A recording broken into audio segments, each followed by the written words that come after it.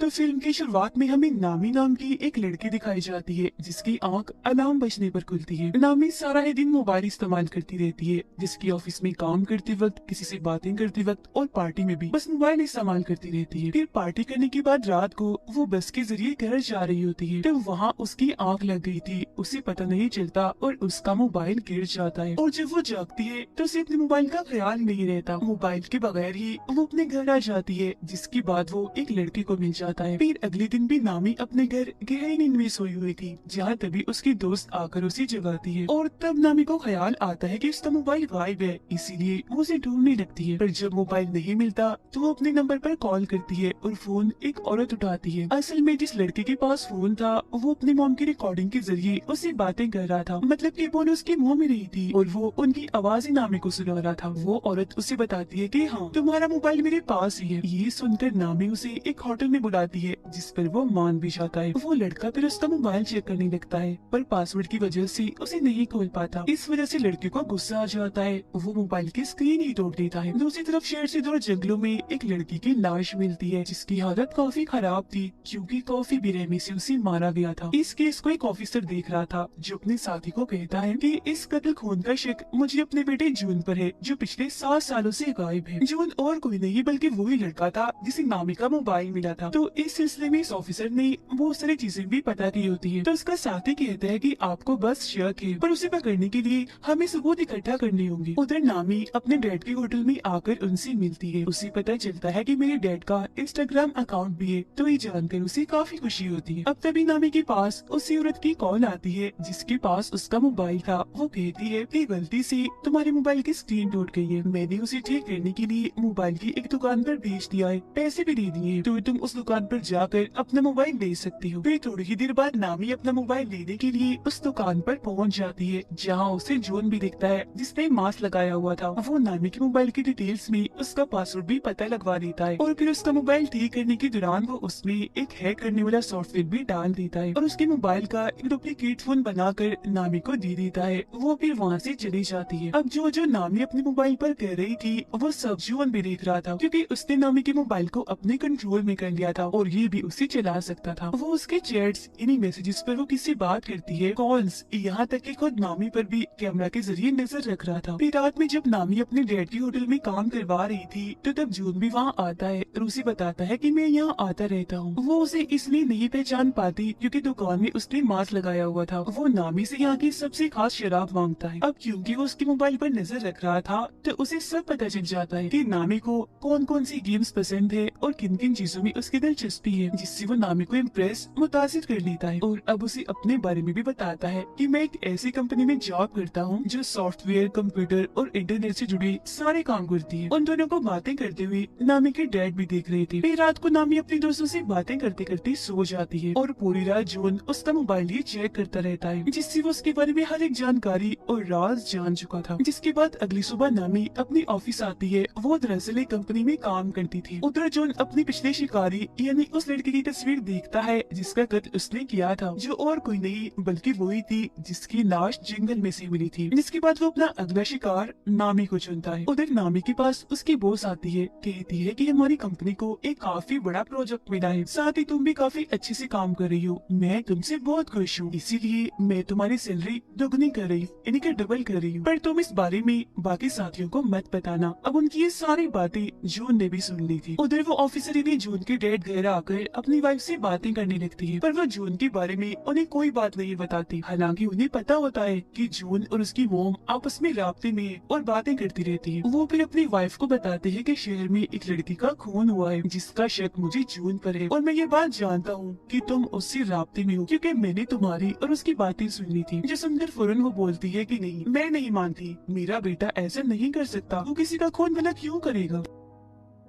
ठीक इसी वक्त ऑफिसर के पास उनके दोस्त का मैसेज आता है जो कहते हैं कि मुझे जून की लोकेशन का पता चल गया है, यानी वो जहाँ रहता है उस जगह का पता। उधर नामी अपने प्रोजेक्ट पर काम कर रही थी, काफी खुश थी वो, जबकि जून उसके घर जाता है और उसकी सारी चीजों को चेक करने लगता है, जिनमें उसी नामी का दूसरा मोबाइल भी मिल जाता है, यानी वो एक नहीं दो मोबाइल इस्तेमाल करती है। उधर ऑफिसर की साथी उन्हें बताती है कि जिस जगह के बारे में मैंने आपको बताया है, इन्हें जून की लोकेशन पता चला है कि वो वहाँ सबसे चोरी रह रहा है। तब वो ऑफिसर इन्हें जून की डेट उस जगह पर जाने के लिए अकेले ही निकल पड़ते हैं। वो जब वहाँ पहुँचते हैं तो घर के अंदर भी चले जाते हैं और हर जगह की तलाशी लेने लगते हैं। साथ ही उन्होंने यहाँ की तस्वीरें भी बना ली थी। मरने वाले लड़की की मोम के बारे में भी इन्हें पता चल जाता है। इतनी ही देर में जून भी बाहर आ गया था। वो ये बात जान चुका था कि घर के अंदर कोई घुस आया है, इसीलिए चुपके से जब वो अंदर झांकता है तो अपने डैड को वहाँ देख लेता है। अंदर उसके डैड को लाश के नाखूनों पर लगी नेल पॉलिश भी मिल जाती है, जिससे उन्हें पता चल चुका था कि ये खून मेरे बेटे जून ने ही किया है। अब चालाकी से जून अपने डैड को उस कमरे से बाहर बुलाता है और जब वो वापस दोबारा अंदर जाते हैं तो जून वहाँ की हर एक चीज, सबूत, सारे कागजात को बर्बाद कर चुका था। जून अब दोबारा से नामी के होटल में जाता है और उसके डैड से मिलकर उन्हें भी यही बात कहता है कि मैं यहाँ आता रहता हूँ और यहाँ की सबसे खास शराब मांगता है। उसे देखकर नामी के डैड समझ जाते हैं कि ये झूठ बोल रहा है, ये हमारा रेगुलर कस्टमर नहीं है, मतलब ये यहाँ रोज रोज नहीं आता। फिर वो नामी से बातें करने लगता है और रात को जब वो बाप बेटी घर जा रही थी तो उसकी डैड नामी को कहती है कि जून एक नंबर का झूठा इंसान है, वो हमसे कुछ छुपा रहा है क्योंकि वो दूसरी बार आया है होटल में, उससे पहले कभी भी नहीं आया, मुझे वो ठीक नहीं लग रहा, तो तुम उससे दूर रहो। जिस पर वो कहती है डैड मुझे तो ऐसा कुछ नहीं लगता, पर ठीक है मैं उससे दूर रहूंगी। अब उनके बीच की ये सारी बातें जून ने भी सुन ली थी। रात को नामी अपने दोस्त के साथ थी, वो उसे भी जून के बारे में बताती है कि अगर वो थोड़ा सा हुलिया बदले यानी बाल छोटे करवा ले और चश्मा उतार दे तो वो बहुत ही प्यारा लगेगा। उसकी दोस्त कहती है कि मैं भी उसे देखना चाहती हूँ। तब नामी उससे वादा करती है कि ठीक है मैं तुम्हें उससे मिलवा दूंगी। ऑफिसर मरने वाले लड़की की मोम से आकर मिलती है, जहाँ वो इन्हें बताती है कि मेरी बेटी का मोबाइल कहीं गिर गया था, फिर उसकी स्क्रीन टूट गई और मेरी बेटी को मोबाइल पर एक मोबाइल की दुकान से मिला था, जिसके बाद से ही उसके साथ अजीबोगरीब चीजें होना शुरू हो गई थी और उसके बाद फिर किसी ने उसे मार दिया। तब वो लड़की की मोम से वादा करती है कि आप परेशान ना हो, उसके खूनी को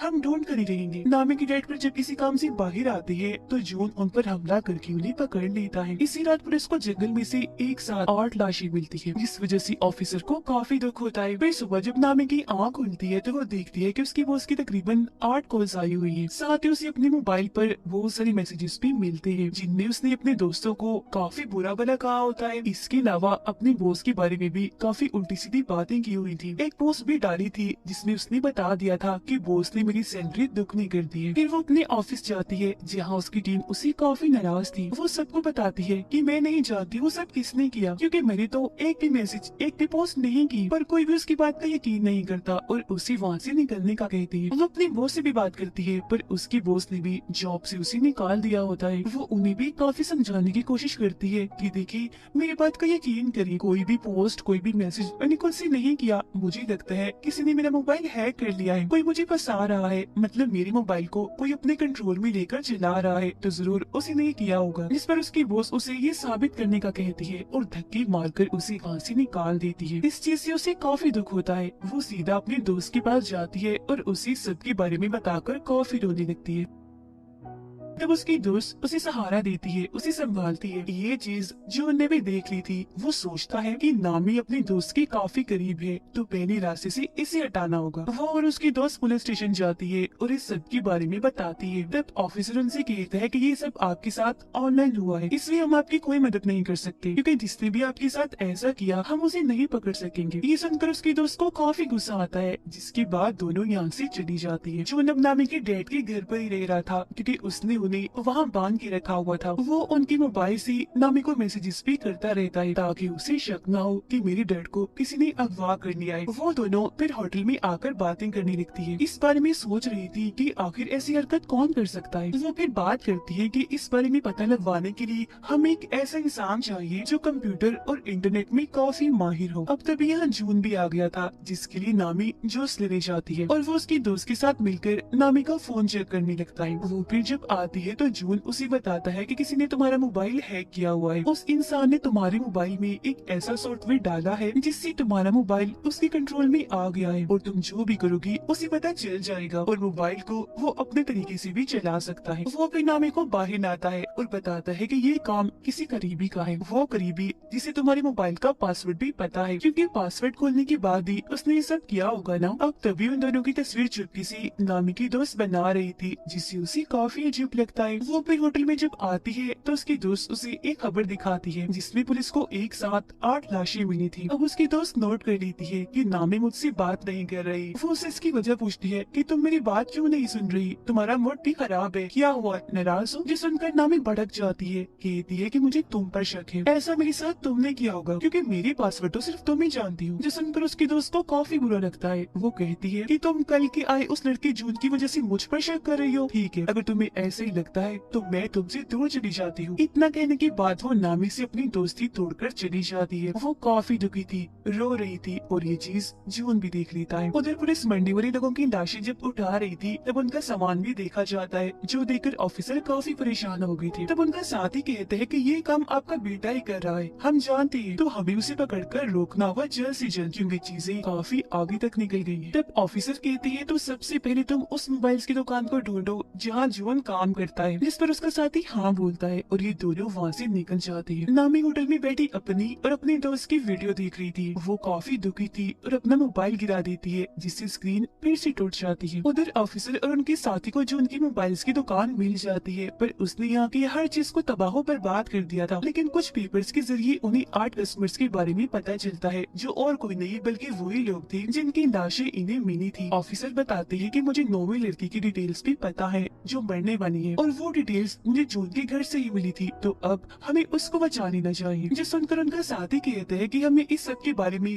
खबरों में भी चला देना चाहिए ताकि जून को जल्द से जल्द पकड़ा जा सके। अब तभी इधर नामी भी आ जाती है। उसने इन दोनों की बातें सुननी थी और जब वो वहाँ जून का नाम देखती है तो समझ जाती है कि और किसी ने नहीं बल्कि जून ने ही मुझे फंसाया है। उसने मेरा मोबाइल हैक करके वो सारी मैसेजेस और पोस्ट की थी, उसकी वजह से ही मैं आज अकेली हूँ, मेरे पास नौकरी भी नहीं है और मेरी इतनी अच्छी दोस्त भी मुझे छोड़कर चली गई है। वो मजीद जून की कंपनी में कॉल करती है जहाँ से उसे पता चलता है कि इस नाम का कोई भी वर्कर यहाँ काम नहीं करता। जो सुनकर नामी को जून पर काफी गुस्सा आता है और वो फैसला करती है कि मैं उसे अपना बदला लेकर उसे सबक सिखा कर ही रहूंगी। उसकी ये बातें ऑफिसर ने भी सुन ली थी, पर वो उसे ये बात नहीं बताते कि जून एक सीरियल किलर भी है, यानी एक खूनी जिसने न जाने कितने लोगों को मार दिया है। पर वो सिर्फ ये कहते हैं कि मैं भी जून को पकड़ना चाहता हूँ, वो अच्छा लड़का नहीं है। जिस पर नामी उन्हें एक आइडिया देती है कि मैं ऐसा करूंगी कि उसे मिलने के लिए घर बुला लूंगी, मैं आप लोगों को भी बता दूंगी, तो उसे पकड़ने के लिए फौरन आप लोग आ जाना। जिस पर वो दोनों ऑफिसर्स मान जाते हैं। फिर अगले दिन जून के पास नामी का मैसेज आता है जो उसे मिलने के लिए बुलाती है, जबकि उसके घर के बाहर नीचे दोनों पुलिस ऑफिसर्स गाड़ी में जून की आने का इंतजार कर रही थी। अब जून नामी की ख्वाहिश के मुताबिक अपना हुलिया बदलता है, जिसे वो अपने बाल काट कर चश्मा उतार कर उससे मिलने चाहता है। वो उसके घर के बाहर नीचे पहुँचता है जबकि नामी ऊपर अपने घर में तैयार हो रही थी। नीचे जब जून आगे बढ़ रहा था तो दोनों पुलिस ऑफिसर्स उसे पकड़ लेती है, पर उसका चेहरा देखकर समझ जाते हैं ये जून नहीं है बल्कि कोई और ही है, क्योंकि दरअसल हुलिया बदलने की वजह से उसे पहचान नहीं पाई। अब जून उन दोनों को धमकाने लगता है कि मैं तुम्हारे खिलाफ रिपोर्ट करूंगा क्योंकि मैं मासूम हूँ, बेकसूर हूँ और तुम मुझ पर शक करके गन दिखा रही हो। जिस पर ऑफिसर का साथी कहते हैं वो दरअसल हमें गलतफहमी हो गई थी, हम किसी खूनी को ढूंढ रहे हैं। पर जून उनसे कहते हैं कि खैर जो भी है देख लूंगा तुम्हें।